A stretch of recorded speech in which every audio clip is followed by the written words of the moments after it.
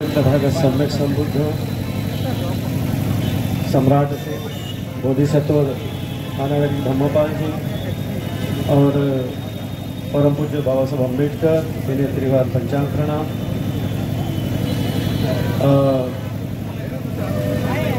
चंद्रकीर्ति भंते जी ने मुझे बोला है कि कम शब्दों में बोलो, तो मेरे पास अभी टाइम बहुत कम है और बोलना बहुत ज़्यादा है। मुझे बताइए कि आपके कान तो बहरे नहीं हुए ना? आपके कान बहरे हो गए क्या? नहीं हुए ना? वही मैं पूछ रहा हूँ। तो महत्वपूर्ण बात है, मैं मुद्दे की बात करूंगा, काम की बात करूंगा और बिल्कुल अपने जो समय है, जो मुझे मिला है, उस समय में अपनी बात मैं कंप्लीट करूंगा। जब हम महाबोधि महाविहार मुक्ति आंदोलन के लिए 2013 में बम ब्लास्ट हुआ था, तो हमारे साथ हमने वहां पर 8000 लोगों के हस्ताक्षर से बालाघाट में हजारों की संख्या में हमने रैली निकाली और महाबोधि महाविहार बौद्धों को मिलना चाहिए और वहां का प्रबंधन जो है व्यवस्थित होना चाहिए, आने जाने वाले को व्यवस्था होना चाहिए, उसके लिए हमने आंदोलन किया। साथों साथ 2018 में हमने इंटरवेंशन किया, पिटीशन किया, क्योंकि हमें पता है कि कोई भी लड़ाई जो लड़ते हैं और हमें कोई भी लड़ाई लड़ते हैं तो उसपे जो अधिकार प्राप्त होते, बाबा साहब ने हमें संविधान दिया है और संविधान के माध्यम से हमें अधिकार यदि प्राप्त करना है तो उसके लिए न्यायपालिका में हमें पूरा विश्वास है, इसलिए हम न्यायालय गए। महाबोधि महाविहार में जब हम गए थे तो मुझे पता नहीं था कि वहां पर कोई पंडा जो था वो आरती करता था, मुझे बिल्कुल पता नहीं था। सुबह 8 बजे की बात थी, 2-3 भिक्षु मेरे साथ में थे और उन्होंने जब मैंने देखा कि वो आरती कर रहे हैं तो मैं भड़क गया। थोड़ा आज से 7-8 साल पहले मैं बहुत ज्यादा यानी जल्दी भड़क जाता था कि कोई गलत दिख गया तो मैं सहन नहीं करता था। तो मेरा वहाँ झगड़ा हुआ, फिर वहाँ से झगड़ा होने के बाद में बाहर जब निकला तो वहाँ पर भी मैंने देखा कि कोई वहाँ पर कोई ब्राह्मण लोग जो है वहाँ पर श्राद्ध पक्ष कर रहे, पिंडदान कर रहे हैं, तो ये भी देखकर बड़ा बुरा लगा।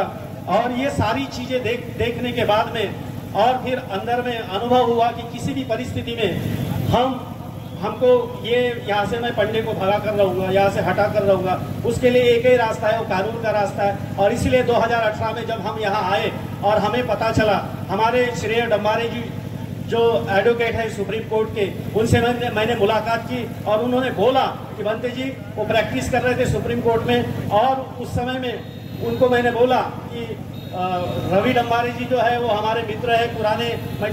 मेरा जन्म नागपुर का ही है, तो हमारे पुराने मित्र है, उनका बेटा श्रेय डम्बारे वो सुप्रीम कोर्ट के एडवोकेट थे। और जब जानकारी हमें मिली तो हमने उनके माध्यम से 2018 में इंटरवेंशन पिटीशन दायर किया और उस समय में हमने सारे लोगों को हमने मांग किया, सारे लोगों को हमने बोला कि किसी भी परिस्थिति में हजारों लोगों ने इंटरवेंशन पिटीशन वहां दायर करना चाहिए। अभी 2025 को काफी सारे लोगों ने इंटरवेंशन पिटीशन दायर किया, वो साधुवाद की बात है। महत्वपूर्ण एक बात है, हम ये आंदोलन क्यों कर रहे हैं, महाबोधि महाविहार मुक्ति होने से क्या हो जाएगा, ये बात समझने की जरूरत है। महाबोधि महाविहार मुक्ति प्राप्त करने से क्या होगा, ये बात समझने की है। महाबोधि महाविहार को मुक्त करने से क्या हमें प्राप्त होगा, ये सभी को समझ में आना चाहिए। एक वाक्य में समझ में आना चाहिए कि ये जो लड़ाई है ये आत्मसम्मान की लड़ाई है, ये जो लड़ाई है ये मान सम्मान की लड़ाई है, ये जो लड़ाई है स्वतंत्र समता बंधुत्व न्याय की लड़ाई है, ये बंधुभाव की लड़ाई है, ये प्रेम की लड़ाई है और ये शांति मैत्री करुणा की लड़ाई है। ये बात सभी ने समझना चाहिए। हम हिंसक लोग नहीं है। हजारों वर्ष पहले हमारे ऊपर अन्याय अत्याचार हुआ। भीमा कोरेगांव का सत्याग्रह जानते हैं। हमारे पूर्वजों ने तलवारें उठाई और तलवारें उठाकर 28,000 पेशवा को 500 महारों ने परास्त किया। ये इतिहास किसी को कोई भूले नहीं है, सभी को पता है। लेकिन बाबा साहब अम्बेडकर ने हमें बुद्ध धम्म क्यों दिया, इसी नागपुर की पवित्र दीक्षा भूमि से बुद्ध धम्म क्यों दिया। बुद्ध धम्म देने का कारण क्या है कि बाबा साहब चाहते थे कि मेरे जो लोग हैं वो हिंसक ना बने, मेरे जो लोग हैं वो क्या बोलते हैं व्यभिचारी ना बने, मेरे जो लोग हैं वो दुराचारी ना बने। मेरे जो लोग हैं वो सदाचारी बने, शीलवान बने, मैत्रीवान बने, बंधुत्ववान बने, भाईचारा प्राप्त करने वाले बने, और तभी जाकर दुनिया में मैत्री, करुणा, प्रेम का संदेश प्राप्त हो सकता है। इसलिए भगवान बुद्ध के मार्ग को छोड़कर हम दूसरा कोई मार्ग अपना नहीं सकते। इस बात को सभी लोगों ने समझने की आवश्यकता है। और इस बात को अगर आप लोग नहीं समझेंगे, हमारा मार्ग हिंसा का नहीं है। बस 2 मिनट में मैं समाप्त करता हूँ। हमारा मार्ग जो है हिंसा का नहीं है, हमारा मार्ग है शांति का मार्ग है। क्या हुआ था, अनागारी धम्मपाल जी वहां आए, 1891 में वहां आए, और आने के बाद में 1892 की बात है कि जापान के कोई लोगों ने उनको मूर्ति लाई। वो मूर्ति बहुत पवित्र थी, और वो मूर्ति को लेकर वहां के महाबोधि महाविहार के अंदर में उन्होंने प्रवेश किया। प्रवेश करने के बाद में वहां पर ये घटना ये घटी कि वहां के महंतों ने अनागारिक धम्मपाल जी पर हमला किया। हमला करने के बाद में अनागारिक धम्मपाल जी ने क्या करना चाहिए था, क्या किया होगा उन्होंने? ये 12 तारीख को क्या हुआ? 12 तारीख को क्या हुआ? 12 तारीख को ये अम्बेडकरी बौद्ध जनता बदनाम की गई, ये दुनिया में बदनाम किया गया। ये बात आप लोगों को समझने की आवश्यकता है। अरे अम्बेडकरवादी लोग ईमानदार है, अम्बेडकरवादी लोग त्यागी है, अम्बेडकरवादी जो लोग होते हैं वो बुद्धिस्ट है, वो प्रेम करने वाले हैं, वो भाईचारा प्राप्त करने वाले, बेईमान नहीं है। आप लोग बेईमान हो क्या? ईमानदार हो ना? कितने लोग ईमानदार हैं? और आपकी ईमानदारी आपके यहाँ बैठने से साबित होती है। आपको पूछने की आवश्यकता नहीं कि आप कितने ईमानदार और बेईमान लोग हो। आप लोग ईमानदार हो, लेकिन आपकी बेईमानी तब साबित होती है जब तक के कोई सामने जो बनता है, जब तक के उसका आचार्य नहीं बोलता है कि ये भिक्षु बनने योग्य है, तब तक के वो भिक्षु हो ही नहीं सकता। जब तक के किसी श्रावणीय को कोई गुरु दीक्षा देखता है, और जब तक के वो गुरु जब तक के उसको भिक्षु बन गया है ये बोलता नहीं है, तब तक के वो भिक्षु का अधिकारी नहीं होता है। हमारे गुरुओं ने हमको बोला कि तुम भिक्षु बन चुके हो। जब गुरु बोलता है, आचार्य बोलता है, तब जाके कोई भिक्षु बनता है। ये पीला कपड़ा मार्केट में मिलता है 2000 रुपए में। मुंडन करने का वस्त्रा जो है वो मिलता है 50-60 रुपए में, 100 रुपए में। कोई भी मुंडन कर सकता है, कोई भी पीला कपड़ा पहन सकता है। लेकिन आप लोग जो है पीले कपड़े पहनने वाले को और सिर मुंडाने वाले को भिक्षु मानोगे क्या? अरे मुझे पता था कि इस तरह का माहौल होने वाला है। प्रज्ञाशील भंते जी को मैंने फोन किया, और फोन करके जाना पूरी हकीकत उन्होंने बताया, और मुझे बोला कि दिल्ली में जाओ जल्दी, वहां पर जंतर मंतर में आंदोलन हो रहा है, तुम बड़े भिक्षु हो, तुमने सामने आना चाहिए और सामने आकर मार्गदर्शन करना चाहिए। लोग भ्रमित है, तुम जैसे बुद्धिमान जो शीलवान जो भिक्षु है सामने आकर मार्गदर्शन करेंगे, यकीनन इस आंदोलन को बल होगा। और मैंने बालाघाट के लोगों को बोला था कि मैं उस समय इस आंदोलन में आऊंगा, उस समय मैं तुरंत समर्पित हो जाऊंगा जब आंदोलन की मेरी जरूरत होगी। ये आंदोलन की व्यक्ति का आंदोलन नहीं है, ये आंदोलन कोई व्यक्ति के भिक्षु का आंदोलन नहीं है, ये त्रिरत्नों का आंदोलन है, ये सारे समाज का आंदोलन है, ये बौद्ध जगत का आंदोलन है, ये मानवता का आंदोलन है। ये बात सभी ने समझने की आवश्यकता है। अनागारिक धम्मपाल जी ने क्या किया उस समय में?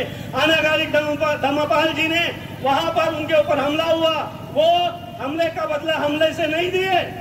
अनागारिक धम्मपाल ने हमले का बदला हमले से नहीं दिए। किसी ने उनको गाली दिया तो गाली नहीं गए। कुत्ता अगर अपने को काटता है तो हम कुत्ते को काटेंगे क्या? कुत्ता अगर हमको काटता है तो हम कुत्ते को काटेंगे क्या? नहीं ना। इसलिए इस बात को समझने की आवश्यकता है। अनागारिक धम्मपाल जी पुलिस स्टेशन में गए, कंप्लेन किए, और कंप्लेन करने के बाद में कोर्ट में गए, और कोर्ट ने बोला आज वो दस्तावेज हमें काम में आ रहा है, कोर्ट में काम में आ रहा है वो दस्तावेज। और वो दस्तावेज क्या है? ये बौद्धों की विरासत है और बौद्धों को पूजा करने का अधिकार है। जबकि महंत ने वहां पर टीका लगा के रखा था, भगवान बुद्ध की मूर्ति को विद्रूपीकरण करके रखे थे वहां के महंतों ने। लेकिन अनागारिक धम्मपाल जी ने वो लड़ाई कोर्ट के माध्यम से लड़ी, अंग्रेजों के काल में लड़ी, कानून के माध्यम से उन्होंने प्राप्त किया, और कोर्ट का आज वो दस्तावेज हमें कोर्ट में काम में आ रहा है। ये मार्ग है अहिंसा का, ये मार्ग है प्रेम का, ये मार्ग है भाईचारे का। मेरे पीछे भंते जी खड़े हैं, मुझे बोलना तो है, लेकिन अभी क्या है कि भंते जी घंटी बजा रहे हैं, तो मैं मेरी वाणी को इतना बोलकर आप लोगों से इस अपेक्षा के साथ बालाघाट में हमने मीटिंग आयोजित किया। 8 दिन तक मैं भूखे रहा और भूखे रहने के बाद में हमने वहां पर भंते जी का फोन आया, प्रज्ञाशील भंते जी जो बुद्ध गया में आंदोलन कर रहे थे, तो आंदोलन कर रहे हैं, अभी भी चालू 180 दिन हो गए।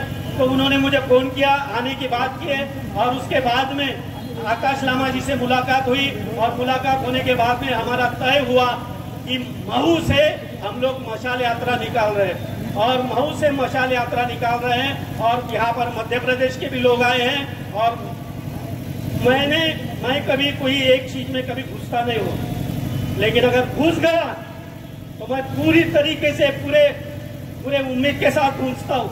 मुझे लोग बोल रहे थे कि भंते जी आप ये क्या कर रहे हैं, मैं आंदोलन में शामिल होने जा रहे क्या?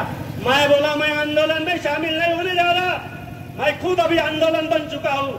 अगर सुप्रीम कोर्ट में करोड़ों रुपए की आवश्यकता लगेगी तो मैं अपनी किडनी बेचूंगा और करोड़ रुपए लगा के वहां पर अपने केस को लड़ूंगा। मैं इतनी बात बोलकर अपनी बात को विराम देता हूँ। नमो बुद्धाय, जय भीम।